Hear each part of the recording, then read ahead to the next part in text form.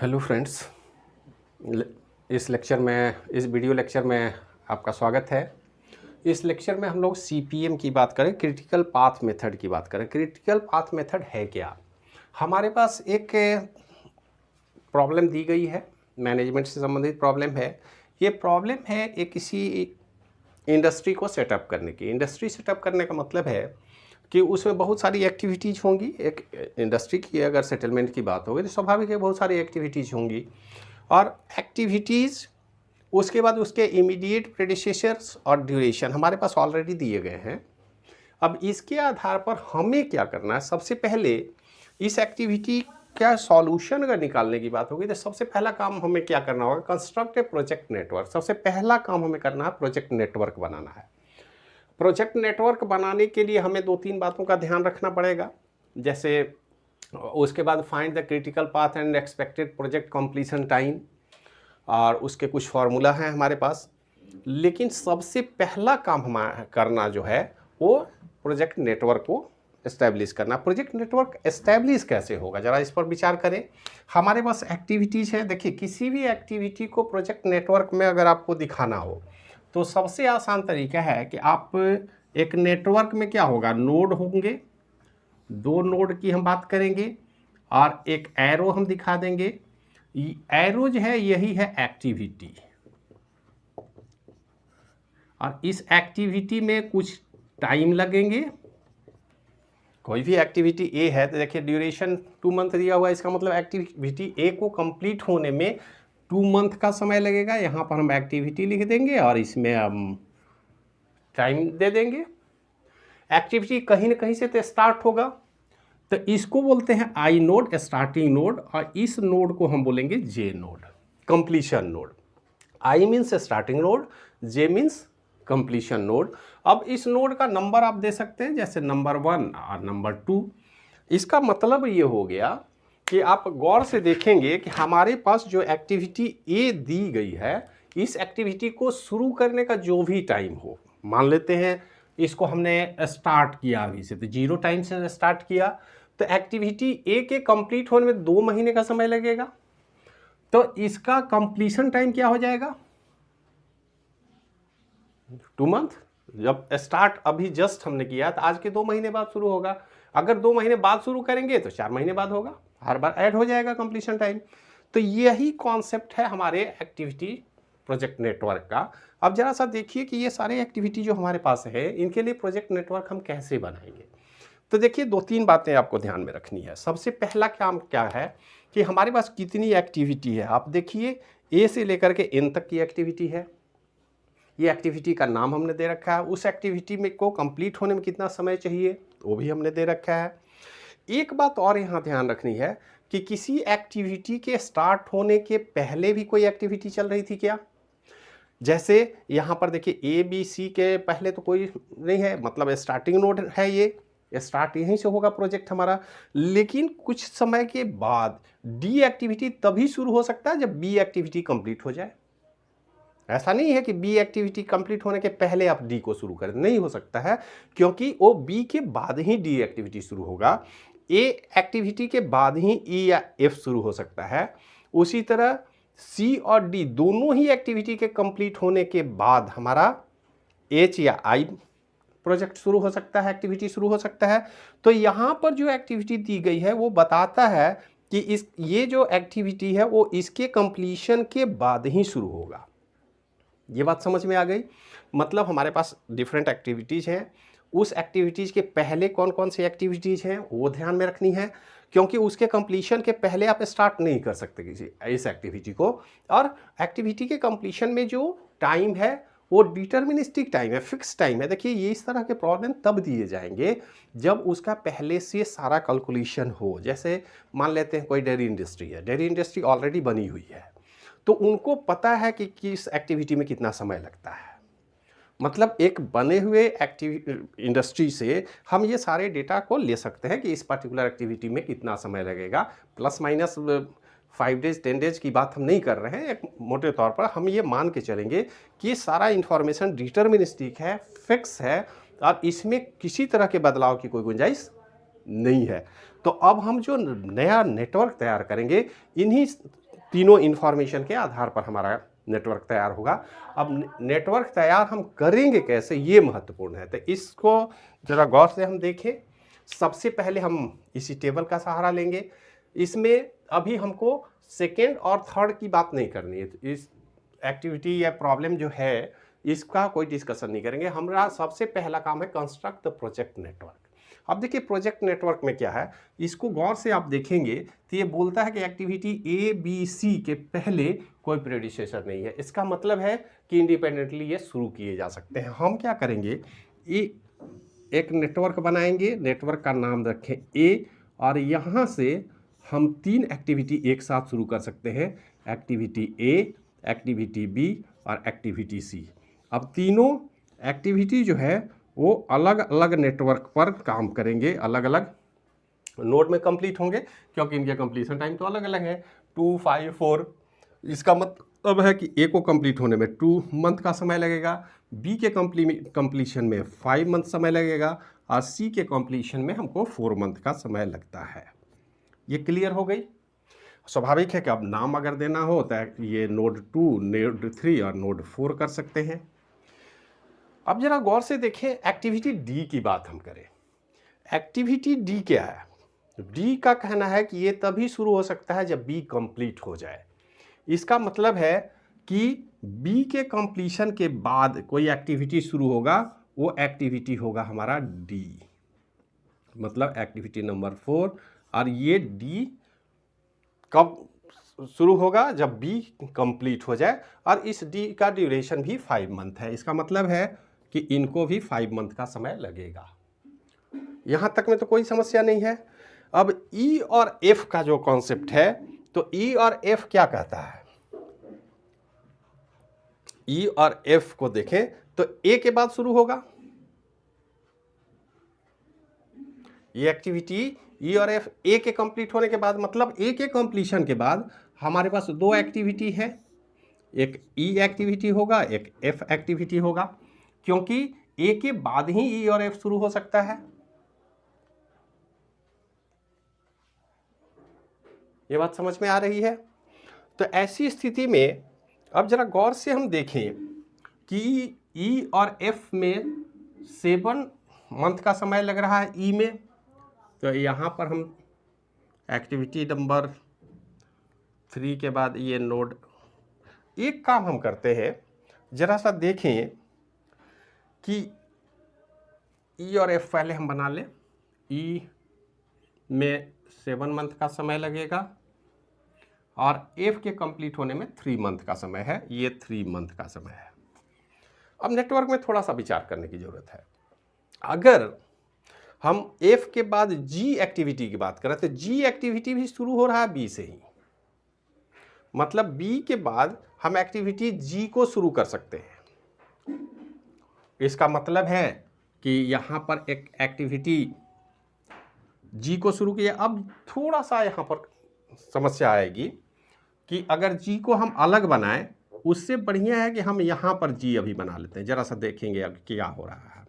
ये जी activity B के बाद शुरू होगा, इसमें 3 मंथ का समय लगेगा। और ये डी एक्टिविटी का क्या हुआ? डी भी तो शुरू हो रहा है। तो आगे में चल के हम देख रहे हैं कि सी और डी के कंप्लीट होने के बाद एच शुरू होगा। तो क्यों नहीं हम एक नेटवर्क यहाँ पर बना ले डी का, और इस डी में समय लग रहा है 5 मंथ, और ये एक ही पॉइंट पर आ जाए जहाँ पर सी और डी दोनों मिल रहे हो, क्योंकि दोनों के कंप्लीट होने के बाद ही एच की शुरुआत कर सकते हैं हम। तो एक्टिविटी एच को जब शुरू करेंगे या आई को शुरू करेंगे, तो ये कहाँ से शुरू करेंगे? सी और डी के कंप्लीशन के बाद होगा। तो सी और डी के कंप्लीशन के बाद अगर हम शुरू करें, तो ऐसा हम कर सकते हैं कि एच एक्टिविटी को हम कंप्लीट करें। लेकिन एक बात और यहाँ देखेंगे कि एच एक्टिविटी आगे चल के एफ, जी और एच तीनों के साथ हो रहा है। इसका मतलब इस एक्टिविटी के कंप्लीट होने के साथ एफ और जी का भी कंप्लीट होना जरूरी है।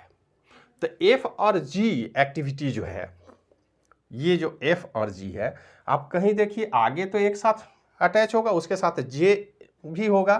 तो ये दोनों एक्टिविटी एक साथ नहीं करके हम ऐसा कर सकते हैं क्या कि एफ जी यहाँ शुरू कर दिए। और एच एक्टिविटी जो सी डी के कंप्लीट होने के बाद हो रहा है, सी डी के बाद एच जो एक्टिविटी है, एच भी एफ और जी जहाँ मिल रहा है वहाँ पर हम मतलब यहाँ पर ले जाएं इस एक्टिविटी को, और ये हमारा एच एक्टिविटी होगा। एच एक्टिविटी की टाइम ड्यूरेशन है 6 मंथ। इसके बाद एच के बाद आई एक्टिविटी है जो सी डी के कंप्लीट होने के बाद ही शुरू हो रहा है, लेकिन ये जे एक्टिविटी फिर आगे चल के कहीं के एक्टिविटी से मैच होगा। इसका मतलब इसको एक अलग एक्टिविटी हम ले लें, और ये हमारा एच के बाद आई की एक्टिविटी होगी, और इस आई एक्टिविटी में हमको 2 मंथ का समय लग रहा है। आई एक्टिविटी को कंप्लीट होने में 2 मंथ समय लगेगा, लेकिन आई एक्टिविटी फर्दर आई से के बाद एम के तरफ बढ़ेगा। मतलब हमको इस बात का भी ध्यान रखना होगा कि कहाँ पर हम क्या मिला रहे हैं। जैसे एफ जी एच, ये तीनों एफ जी एच एक साथ कंप्लीट होंगे तभी हम के और एल की बात कर सकते हैं, और आई से हम एम की बात करेंगे, और एन की बात करें तो जे और के दोनों को मिलना होगा।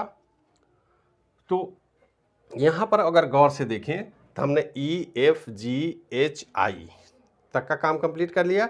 अब जे एक्टिविटी ई के बाद शुरू हो रहा है, तो ई एक्टिविटी तो यहाँ है, इसका मतलब है कि जे एक्टिविटी ई के बाद शुरू होगा, और ई के बाद शुरू होगा। इनको 5 मंथ का टाइम चाहिए, और एक नए नोट पर हम चले गए।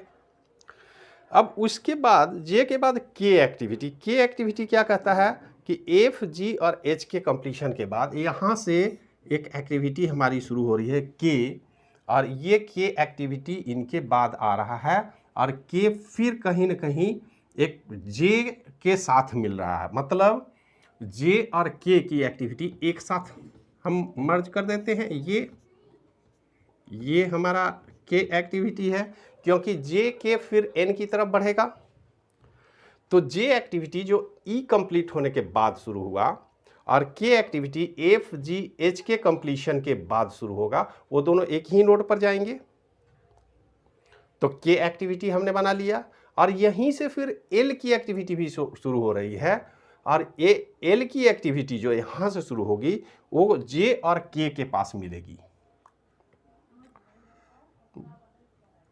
एल, तो एल एक्टिविटी को हम एफ जी एच से स्टार्ट करेंगे। ये हमारा एल एक्टिविटी है। इस एल एक्टिविटी को और कहीं कोई ज़रूरत है आगे नहीं है। इसका मतलब है कि एक फाइनल स्टेज पर हम पहुंच रहे हैं जहां के बाद एल एक्टिविटी की कोई आवश्यकता नहीं है, और वहां के बाद एम एक एक्टिविटी है जो आई के बाद शुरू हो रहे थे। आई के बाद एम एक एक्टिविटी शुरू होगी जो फाइनली यहाँ तक जाएगी। ये हमारा एम एक्टिविटी है, और एन एक्टिविटी कहता है जे और के बाद। तो जे और के यहाँ खत्म हो रहा है, यहाँ के बाद यहाँ आएंगे, ये हमारा एक्टिविटी होगा एन। तो जे के बाद के एक्टिविटी में कितना टाइम लग रहा है? 4 मंथ, तो यहाँ 4 मंथ का समय लगेगा। एल एक्टिविटी में कितना टाइम लग रहा है? 3 मंथ, तो यहाँ 3 होगा। एम एक्टिविटी में कितना समय लग रहा है? 12 मंथ, तो यहाँ 12 मंथ का टाइम लगेगा। और एन एक्टिविटी जे और के बाद शुरू हो रहा है, इसमें टाइम लग रहा है 8 मंथ।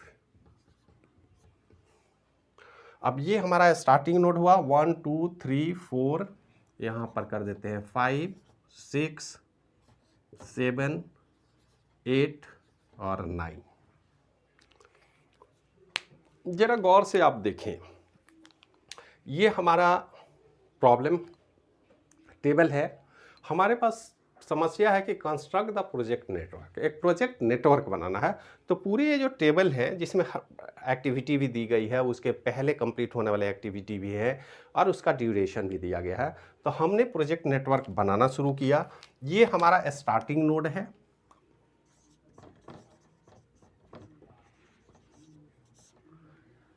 और ये हमारा एंडिंग नोड है।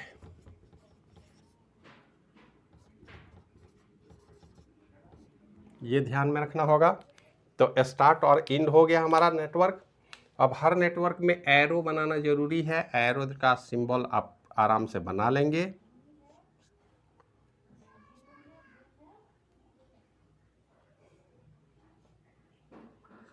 हमने शुरू किया कहाँ से किया, शुरू किया प्रोजेक्ट नेटवर्क बनाने से। और नेटवर्क जब हमने बनाया तो हम सबसे पहले एक्टिविटी 1 2 3 ABC जो है एक्टिविटी है, इसके लिए कोई प्रीडिसेसर नहीं है, पहले से कुछ भी नहीं सोचना है। तो हमने स्टार्टिंग नोड से ही शुरू कर दिया, ABC तीनों के लिए अलग अलग नोड बनाए। ये स्टार्टिंग नोड यहाँ पर देख लीजिए, एक्टिविटी और टाइम हमने दे रखा है। Activity A time 2 month, activity B time 5 month, activity C 4 month. तो ये हमने लिख दिया है। 1 स्टार्टिंग नोड है, ये एंडिंग नोड है, जिसको I और J से रिप्रेजेंट कर रहे हैं मैथमेटिकली हम। अब यहाँ पर ये तीनों एक्टिविटी कंप्लीट होने के बाद डी एक्टिविटी की बात हुई, तो डी एक्टिविटी बी के बाद शुरू होगा, तो बी के बाद ही हम डी को स्टार्ट कर सकते हैं। लेकिन एक बात केवल ध्यान रखना है कि डी एक्टिविटी कहीं ना कहीं ऐसा है क्या कि किसी का प्रीडिसेसर बन रहा हो। तो यहाँ पर जब आप देखेंगे तो आप देख रहे हैं सी और डी ये दोनों एक साथ कंबाइंड एक्टिविटी हैं जो कंप्लीट होने ही चाहिए एच और आई के लिए। मतलब कहीं ना कहीं ये सी और डी एक साथ जुड़ेंगे। तो हमने क्या किया, बी से डी को सीधे जोड़ दिया, क्योंकि सी डी एक्टिविटी यहाँ इस नोड पर कंप्लीट हो जाएंगे और इसके बाद एच और आई की बात हम कर सकते हैं आगे। तो हमने डी एक्टिविटी के अलग नोड नहीं बना के डी एक्टिविटी को सीधे सी एक्टिविटी के एंडिंग पॉइंट से ऐड कर दिया, ये काम कंप्लीट हो गया। उसके बाद ई और एफ की एक्टिविटी 1 के बाद शुरू हो रहा है, तो ई और एफ को अलग हमने स्टार्ट कर दिया। ई और एफ एक साथ कहीं नहीं है, उसके बाद आप देख ले ई और एफ एक साथ नहीं है, इसलिए दोनों के लिए अलग अलग नोड हमने बनाया, नोड 5 बनाया, नोड 6 बनाया। ई और एफ के अलग अलग टाइमिंग भी है, तो हमने टाइम भी दे रखा है। इसके बाद जब हम आगे बढ़ेंगे जी एच, तो जी गौर से देखिए तो बी के बाद शुरू हो रहा है और ये जी कहीं ना कहीं के एल के लिए भी एक ग्रुप बनाया गया एफ जी एच के साथ।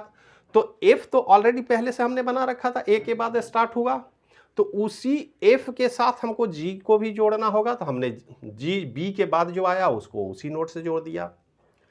इसके बाद सी डी की बात हो गई, तो सी डी से भी हम बात करेंगे। तो एफ के ए के बाद एफ शुरू किए, बी के बाद जी शुरू किए और ये दोनों एक ही पॉइंट पर आ गए।